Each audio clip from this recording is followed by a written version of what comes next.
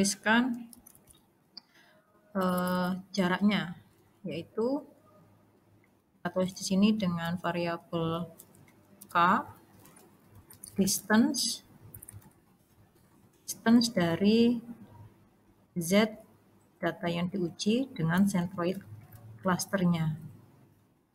Nah, ini terbentuk pada klaster pertama tingkat similaritasnya 4 sekian, pada klaster kedua tingkat similaritasnya 2, sekian. Biar otomatis kita buat nilai V sebagai nilai minimumnya, IDX sebagai nilai indeks keberapa, klaster keberapa, kita menggunakan nilai function min dari variabel K. Nah, sini kelihatan. Jadi data yang diujikan tadi variabel Z, jika jaraknya diketahui 8, biayanya 4, dengan menggunakan centroid cluster yang sudah terbentuk, maka data tersebut termasuk klaster yang kedua dengan tingkat similaritasnya 2,2164.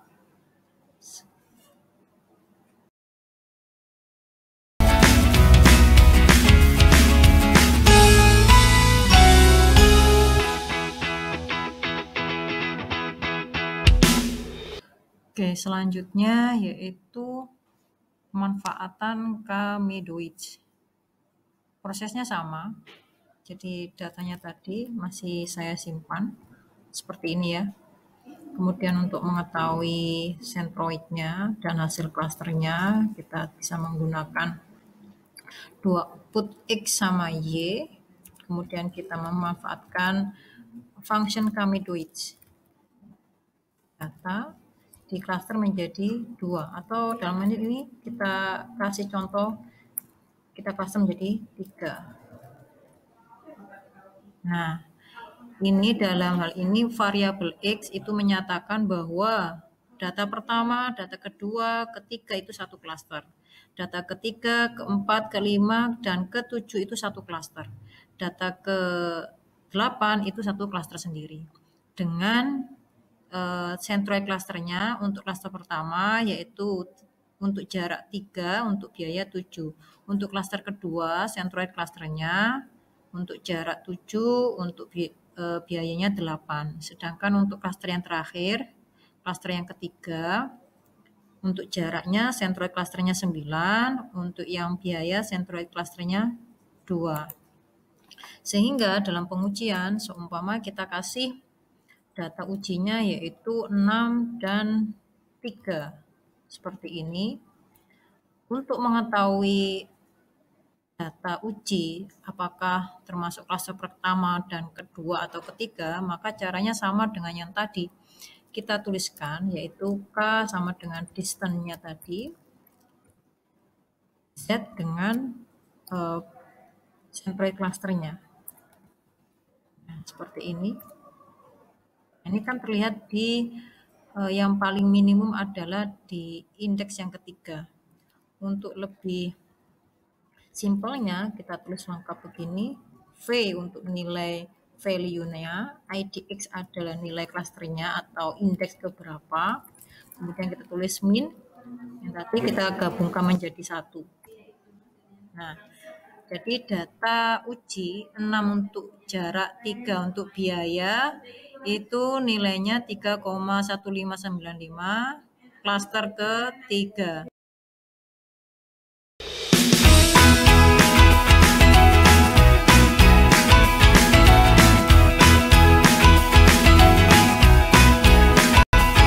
Kali ini kita coba melakukan clustering menggunakan function FCM, namun kita gunakan comment editor. Kita bisa menuliskan edit di comment window atau kita klik menu home, kita pilih new script di sini. Kita coba tuliskan datanya tadi, datanya masih sama dengan data tadi. Kita cukup klik variabel data di workspace, kita copy, kita pindahkan di sini seperti ini. Nah, untuk mengetahui ukuran matriksnya, kita bisa menggunakan function size. Ini untuk hasilnya hasil cluster, kita bisa membuat variabel hasil, kemudian kita buatkan matriks 0 dengan ukuran barisnya yaitu sama dengan data, kolomnya 1. Nah, sedangkan untuk function FCM-nya, variabel output-nya kita tuliskan nilai centroid sama matriks U-nya. Centroid cluster sama matriks partisi baru, yaitu nilai keanggotaan yang terbaru. Kita tuliskan function FCM. Dalam hal ini kita coba cluster menjadi 4 cluster. Nah, karena datanya ada 8, nanti outputnya FCM itu hanya nilai centroid cluster dan partisi U, maka kita gunakan fungsi struktur kendali perulangan. I sama dengan 1 hingga R. Nah, kemudian untuk nilainya, kita cari nilai minimum jaraknya ya. Kita langsung jadikan 1 di sini.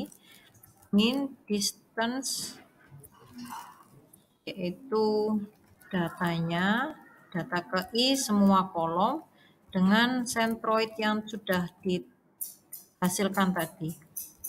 Kemudian hasil cluster kita taruh di variabel hasil, yaitu hasil buka kurung I, koma titik 2 sama dengan kita isi dengan IDX. IDX adalah simbol dari clusternya tadi. Kita coba run di sini. Gini ya.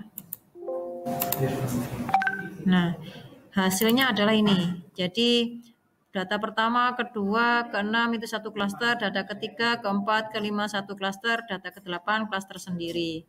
Nah, untuk biar keluar di comment window-nya, kita hapus titik komanya begini. Sehingga datanya, hasilnya itu keluar di comment window.